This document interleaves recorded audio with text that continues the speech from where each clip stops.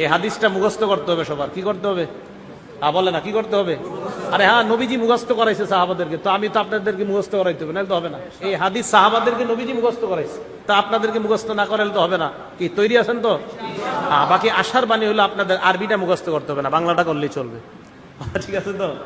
আরবিটা ওলামায়ে কেরাম ওনারা পারে, কিন্তু আপনারা যারা সাধারণ আরবিটা দরকার নেই, আপনারা বাংলাটা।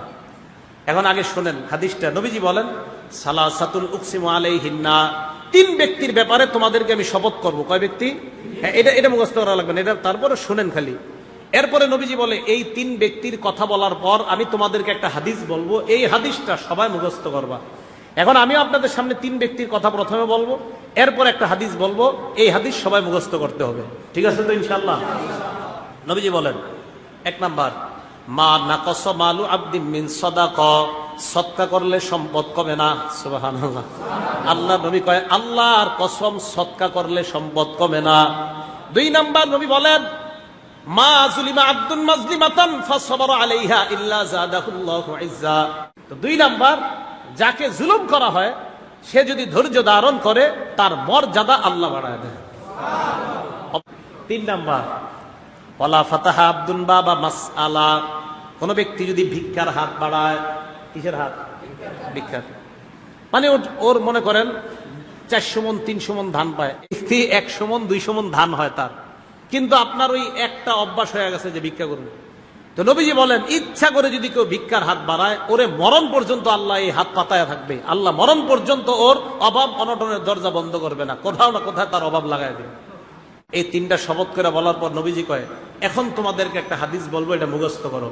আগে আপনাদেরকে সংক্ষেপে মুখস্থ করায় হাদিসটা, পরে ব্যাখ্যা বলবো। আগে বাংলাটা মুখস্থ করেন। বলেন, যাকে আল্লাহ বিদ্যা এবং সম্পদ দিয়েছে। বলেন কত? এক নাম্বার, যাকে আল্লাহ বিদ্যা এবং সম্পদ দিয়েছে। দুই নাম্বার, যাকে আল্লাহ শুধু বিদ্যা দিয়েছে, সম্পদ দেয় নাই। বলেন।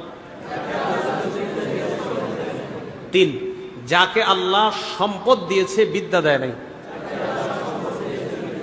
চার, যাকে আল্লাহ সম্পদও দেয় নাই, বিদ্যাও দেয় নাই।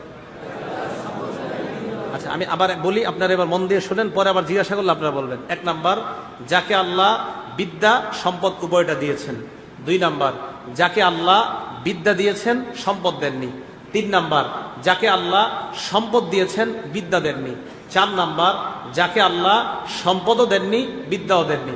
এবার আপনারা বলবেন, আমি আঙ্গুল তুলছি। বলেন। এক নাম্বার। দুই নাম্বার। দুই নাম্বার আপনি কি বললেন? হ্যাঁ, দুই নাম্বার, যাকে আল্লাহ। তিন নাম্বার। চার নাম্বার। মুখস্থ থাকবে সবার?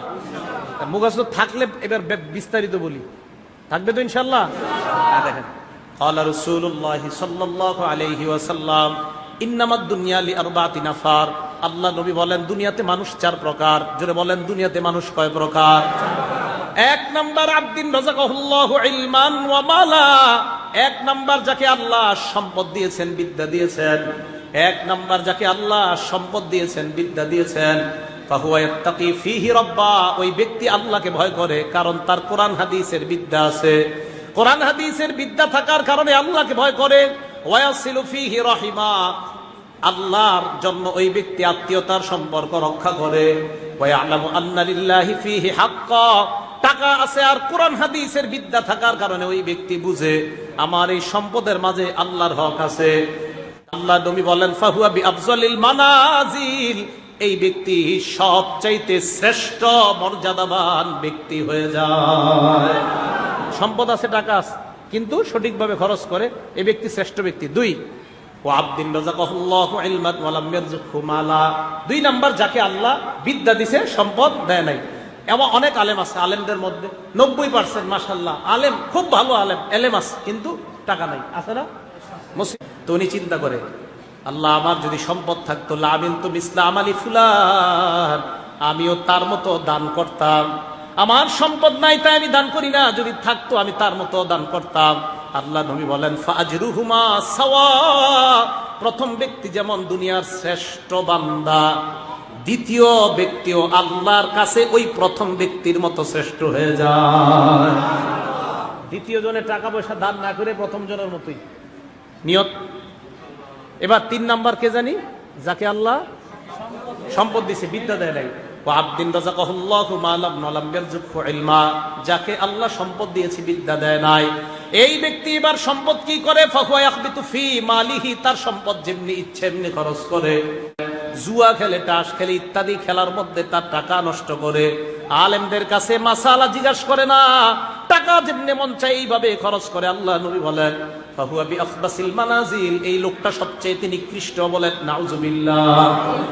4 নাম্বার, যাকে আল্লাহ সম্পদ দেয় নাই, বিদ্যা দেয় নাই, পোড়া কপাল, সম্পদ নাই, বিদ্যাও নাই, এই ব্যক্তি নিয়ত করে আমার যদি টাকা থাকতো লামিল তুমি ইস্তামালি ফুলান, ওই ব্যক্তির মতো আমিও 42 ইঞ্চি একটা ডিবি কিনতাম। নিয়ত করে, টাকা নাই কিন্তু নিয়ত করে, আরে আজকে আমার থাকলে বুঝাই দিতাম, আপনি এই শোরুম থেকে টিভিটা নিতেছেন, আমার থাকলে আমিও বুঝাইতাম। এর এইরকম নিয়ত। নবীজি বলেন ফাবিজরুহুমা সাওয়া, শেষ 2 জনের মাকাম এক, শেষ 2 জনের মাকাম এক। শেষ 2 জন নিকৃষ্ট বান্দা, প্রথম 2 জন উৎকৃষ্ট বান্দা, শেষ 2 জন নিকৃষ্ট বান্দা।